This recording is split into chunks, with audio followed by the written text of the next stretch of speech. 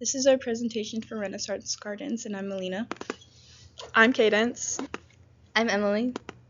I'm Aaron. Here are our table of contents and who did what on our presentation. I will be covering what are Renaissance gardens. I'll be covering the background of the Renaissance time period. From introduction, the Renaissance period took place from the 14th century to the 17th century, and it followed the Middle Ages in Europe. During this time, it thrived from wealth and culture and art, specifically in Florence, Italy, and this was when the Europe was climbing out of the Dark Ages from the medieval times. The Renaissance was known as the rebirth after the Middle Ages. During this time, we had a spark of classicism and humanistic features. This was a shift coming from the religious and feudalism we had in the Middle Ages. During this time, we had a huge intellectual, art, and economic change, and we had the concept of city made for man, which was when they wanted to focus more on human scale and experience than the religion from the past. The Renaissance took place in Italy, and specifically in Florence, which was known as their center point. Throughout time, it has spread to the rest of Europe, especially in England. And then it came from a warmer climate and started to become cooler throughout the years. The Renaissance took place as the Black Plague was ending in 1353, and during this time we had new ideas and new inventions in society, such as the printing press. This helped establish books and publish them where we could have more advancement in technology. And then we had a prominent family form a bank, and this really sparked wealth in Florence, Italy. We also had a huge art and cultural movement. This was mainly thought out by Leonardo da Vinci, Michelangelo, Raphael, and Donatello, and this also supported with the patrons of art movement. There was also a big movement with the writing from William Shakespeare, and we even had an astronomer with Galileo with the telescope. The shift from medieval period to the Renaissance period took place in the 14th century at the beginning of the Renaissance, and at the time Italy was not divided into city-states, but they began to eventually split. After that, they had the early Renaissance from the 1400s to the 1490s, and this time was the advancement of knowledge that intensified work artists created through architecture, mathematics, science, philosophy, and design. During the High Renaissance was the age of exploration, and this took place from the 1490s to the early 1420s. It was driven by achievement and innovation with the artistic areas and movement. Then we eventually broke away from the naturalism and shifted to mannerism in the late Renaissance from the 1520s to the 1600s. This is where we had the more stylized and exaggerated styles in history. Then we had the ending of the Renaissance in the early 17th century, around the 1600s. This was the age of Enlightenment, and they started to shift to the Baroque style. These are our historical examples for the Renaissance time period. The first example we're presenting is the Villa d'Este Gardens.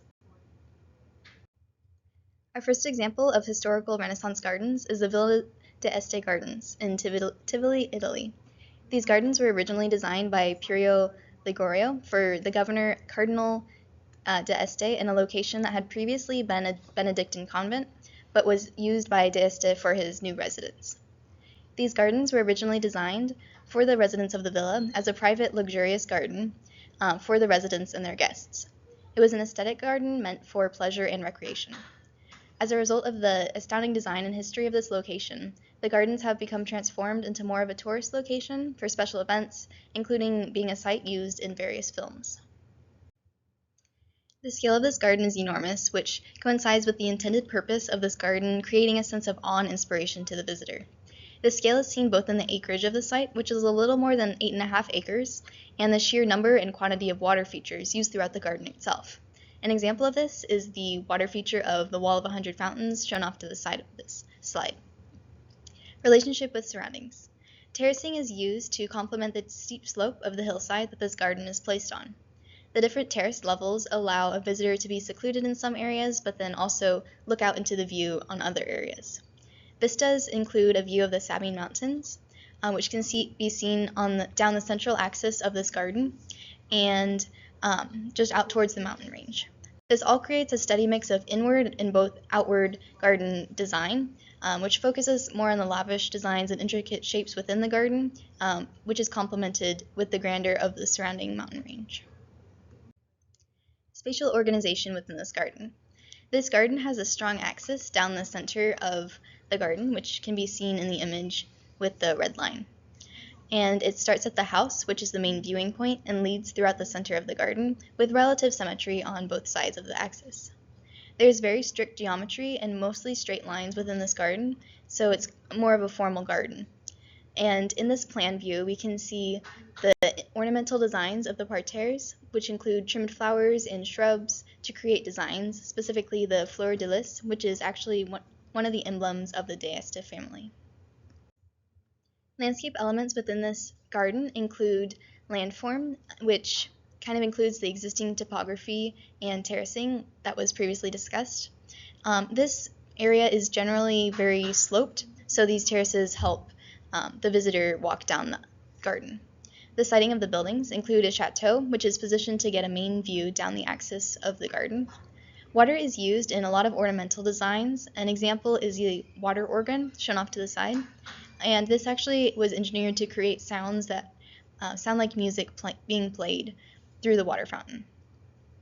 The wall of 100 fountains shown on another previous slide also shows the grandeur of the garden. And these water fountains are engineered so that they work just on the force of gravity.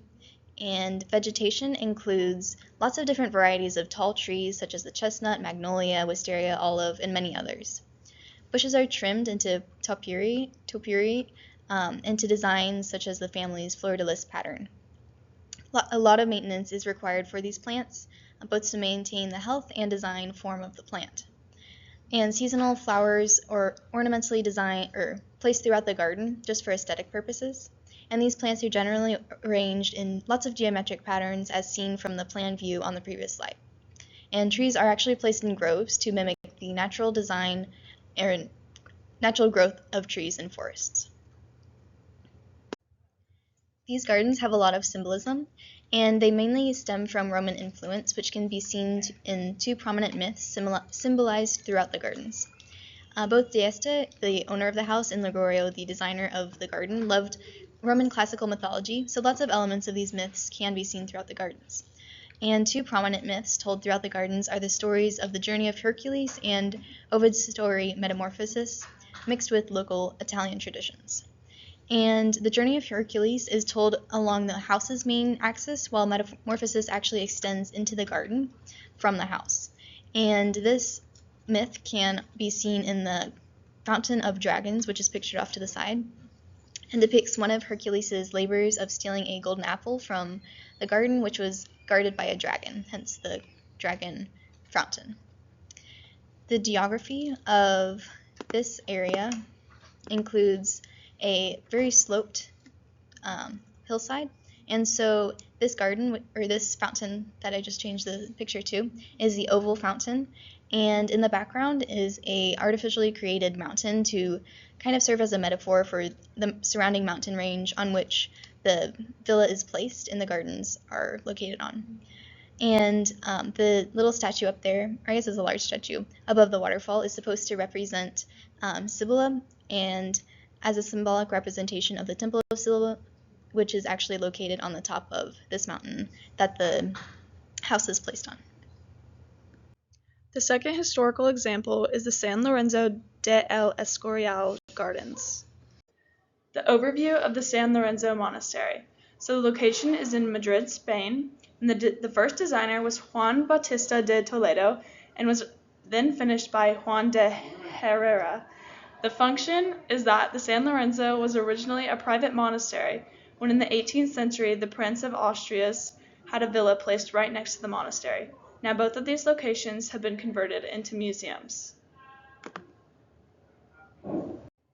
The functions of the monastery. The scale is about 1.25 acres. The monastery was created with layers of terraces along the flat terrain, creating a vast space. However, the gardens themselves are enclosed by shrubs or walled arches, creating a smaller space, evoking a feeling of intimacy. The Sierra de Guadarrama Mountains can be seen in the background of these gardens, making the space feel larger and more open. Spatial organization. A central axis is intersected by perpendicular crosswalks, which are then divided into quadrants. The geometrical design includes symmetrical hedges, which can be found in the shapes of diamonds, squares, and circles. Sundials and urns would have been placed in these focal points, however many of them are removed or can no longer be found there. Some hedges include asymmetrical designs with the geometrical hedge surrounding it. Landscape elements. Terraces were used to elevate the land, while a borrowed view was used with the mountains in the background. All water found here is ornamental. Because this garden was originally a monastery, many trees and shrubs have a functional purpose. A few orange trees were imported as a delicacy and to display power. Parterres are found all throughout this garden. These ornamental garden beds are symmetrically arranged, bordered with low hedges, filled with gravel, flower, or herbs, designed to be viewed along the axis. Symbolism. Vegetation is pruned and shaped into controlled forms. Parterres mirror the design of the monastery, while the use of local materials and borrowed views of the surrounding mountains create a seamless flow between the built and natural environments. The gardens reflect a respectful control over nature, promoting peace, reflection, and a sense of unity between the human, the natural, and the divine. Contemporary example. I'll be comparing Renaissance landscape design to a contemporary example, the Central Garden at the Getty Center in Los Angeles. It was designed by artist Robert Irwin and completed in 1997. This public garden was intended to be a living sculpture, an artwork in itself, and its layout shares many characteristics with Renaissance gardens while also reinterpreting them for a modern audience. The Central Garden was commissioned as part of the larger Getty Center project. What makes this landscape special is that it wasn't created by a traditional landscape architect, but by a conceptual artist, Robert Irwin. He approached it as a piece of art that responds to light, seasons, and human interaction. This idea of combining art and nature reflects Renaissance ideals but is executed in a way that's uniquely modern. The Getty Center Garden features a clear axial progression. Visitors descend from the museum along a structured pathway toward the central water feature, which mimics the Renaissance tradition of organizing gardens around visual and physical axes. The geometric organization, like terraced paths, hedges, and focal points, echoes the order and hierarchy seen in Renaissance gardens such as Villalante or Boboli gardens. Water plays a central role in both Renaissance and modern design. In Renaissance gardens, water was used in fountains, canals, and reflecting pools to symbolize control and create beauty. At the Getty, water flows down a long rill mimicking Renaissance channels, then into a series of waterfalls, and finally, a central pool. But here, water is more experiential and interactive, inviting visitors to pause, listen, and reflect.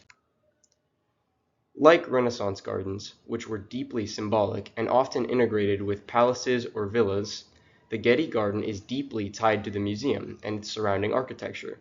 The idea of a living sculpture symbolizes constant change and growth, while still maintaining visual harmony with the clean, classical lines of the museum buildings, just like the Renaissance designers balanced man-made structures with natural beauty.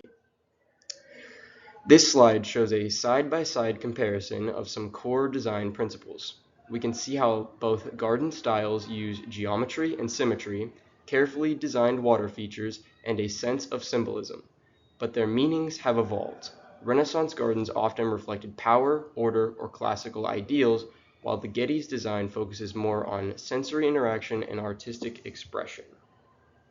The Renaissance time period had significant contributions in history as seen in the examples discussed throughout the presentation. These gardens were very structured and geometric with a humanistic approach. They were very elegant and had symbolic values. These are our citations we used throughout the presentation, and thank you for watching our presentation.